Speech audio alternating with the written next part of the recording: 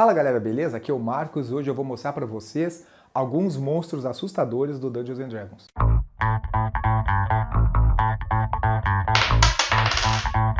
Hoje já é segunda, mas o clima de sexta-feira 13 ainda tá no ar, tem muito canal de streaming aí com bastante filme de terror para assistir. E em razão disso, eu vou mostrar para vocês 13 monstros com muita cara de filme de terror. Não são os monstros mais difíceis, nem os monstros mais assustadores, mas os monstros que eu achei com mais cara de filme de terror. Eu vou usar como referência apenas o livro de monstros do Dungeons & Dragons 5ª edição. Existem monstros em outros sistemas, existem monstros em outros livros, mas esses que eu selecionei desse livro aqui, muito provavelmente tem uma versão deles no seu sistema favorito, tá? São os monstros mais clássicos, vocês vão conferir. Precisando de miniaturas para usar na sua mesa de RPG? Confira as miniaturas do Mercado RPG. Clique no link da descrição e garanta um desconto do Pato Amarelo. Eu separei os 13 monstros e vou falar para vocês em ordem de nível de desafio. E no final vai ter um bônus, então fica até o fim. Lembrando que essa lista foi feita com a minha opinião, eu não sei se ela está certa ou está errada. É os monstros que eu acho com mais cara de terror. O primeiro monstro da nossa lista serão os mortos-vivos, em nível de desafio 1/4. Bom, esqueletos e zumbis, clássicos do pessoal de nível baixo, saindo de um túmulo no cemitério ou sendo invocado por necromantes. Tudo que é filme de terror, principalmente os mais antigos, tem morto saindo do túmulo, pode ser até um animal, não precisa ser uma pessoa. Nós temos aí séries como The Walking Dead, que é abuso dos zumbis. Então, use bastante zumbis, mortos-vivos e abuse da quantidade, afinal eles morrem fácil. Então é a quantidade deles que vai dificultar para os seus jogadores. E vale colocar em tudo que é lugar, pode ser um vilarejo infestado de zumbis, pode ser uma dungeon cheia de esqueletos, ou pode ser um grande ritual que o necromante fez e invocou um exército de zumbis para atacar o acampamento. Segunda posição da nossa lista, os carniçais, nível de desafio 2. Bom, esses devoradores de carne, viva ou morta, vão atacar sem piedade se os aventureiros aparecerem. Muito comum encontrar eles onde? Em cemitérios, comendo o resto de ossos, em uma tumba no fundo de um castelo, na beira da estrada, comendo os restos de aventureiros que morreram na noite anterior.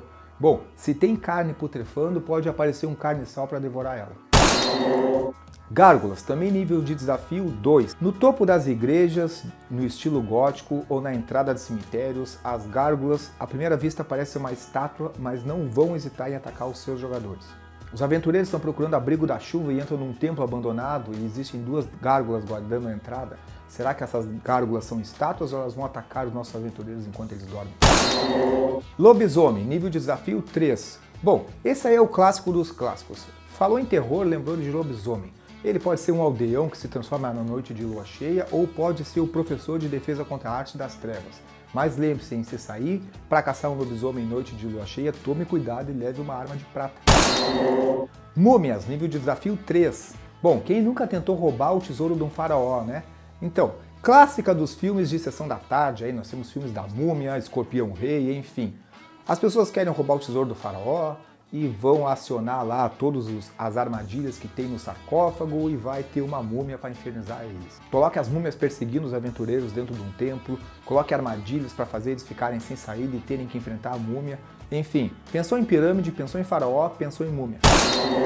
Bom, agora os diabos. Bom, coloquei os diabos aqui no meio, 6ª posição. Por quê? Porque os diabos existem em todos os níveis possíveis. Tem diabo bem facilzinho e tem diabo bem difícil. Mas quando a gente pensa em diabo, nós pensamos o quê? Em um ritual para invocação, nós pensamos em pacto, afinal os diabos são ordeiros, eles vão cumprir com a sua palavra. Mas é claro, tudo tem um preço. Pense em um grupo de cultistas fazendo rituais de sangue para chamar um diabo para poder fazer um pacto e conseguir mais força. Esse tipo de aventura é legal colocar um contador de tempo. Quanto mais os jogadores demorarem para completar a missão, demorarem para impedir o ritual, mais perto do fim o ritual vai estar. Então, mais difícil vai ser concluir a missão. Nesse caso, abuse das sidequests, abuse da bebedeira na taverna, faça os jogadores se atrasarem.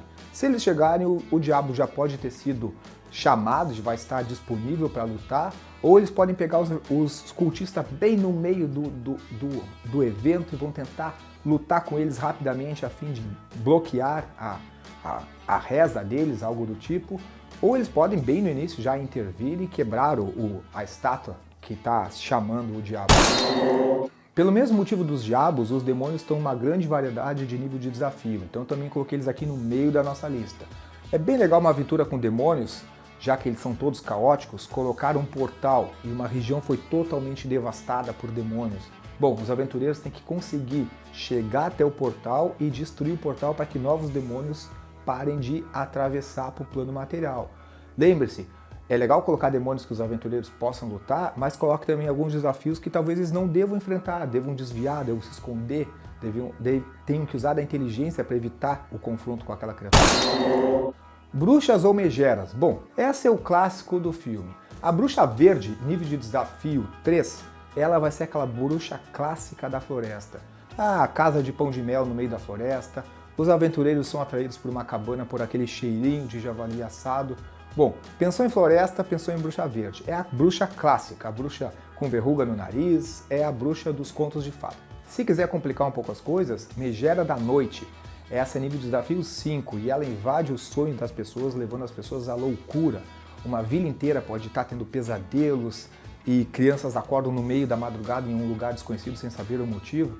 Bom, é provável que tenha uma megera da noite na redondeza. Fantasmas, nível de desafio 4. Afinal, nós vemos fantasmas em tudo que é lugar, não é mesmo? Esse é o clássico do clássico.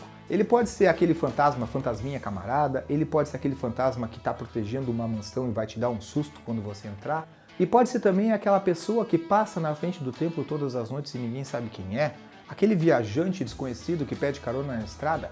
É legal os aventureiros tratarem o fantasma sem saber que é um fantasma. Você vai largando pequenas pistas, ele usa roupas antigas, ele tem um dinheiro que não se usa mais há muito tempo, ele fala de pessoas e de cidades que já não existem mais. O que será que está acontecendo?